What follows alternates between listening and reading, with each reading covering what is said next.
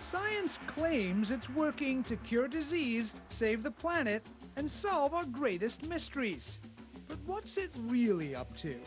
From global warming I don't believe global warming is real. to evolution Absolutely not. I don't believe in that. to the HPV vaccine. Her daughter suffered mental retardation as a result of that vaccine. It seems science is up to something. There are a substantial number of scientists who have manipulated data so that they will have dollars rolling into their projects. Could these Republican candidates be right?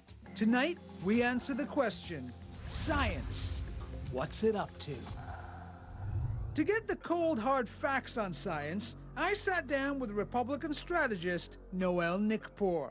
Scientists are scamming the American people right and left for their own financial gain. Now, do you have any, I don't want to say evidence, not data?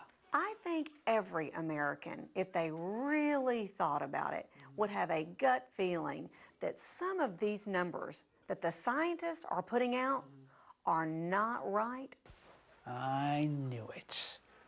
I knew it. I mean, I didn't know it, but I knew it. One of the most notorious swindlers is Columbia biology professor, Nobel Prize winner, Dr. Martin Chalfie. I caught up with him at his luxurious palace of science. I'll play along here. What are you studying? I use the nematode Cenorhabditis elegans to study nerve cell development. So, the oldest grift in the book, right? The old nematode switcheroo. It's a funny grift. Probably no other occupation has so many people questioning what they do all the time and demands that you confirm the experiments. But even that's a neat little trap.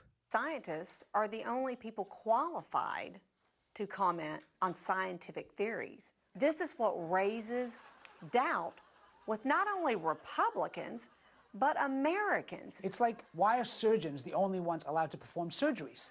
And other surgeons are the only ones who get to say whether or not this surgery is necessary or not, right?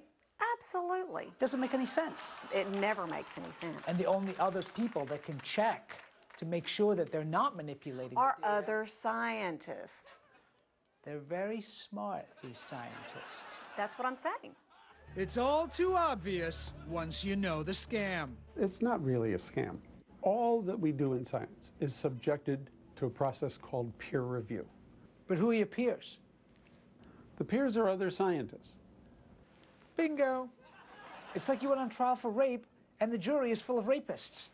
I mean, how are you different from a rapist? Definitely not a rapist. That's what a rapist would say. Tell me how you are not a rapist. Am I really supposed to answer this? The worst part is, the rapists are coming for your children. Thousands of elementary school students, high school students do science fair projects, and they do a spectacular job. You're a sick.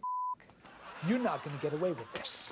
With our most vulnerable at stake, I went undercover to a national science fair to try to save them from science. I investigated LED materials using quantum physics. Jesus, what have they done to you?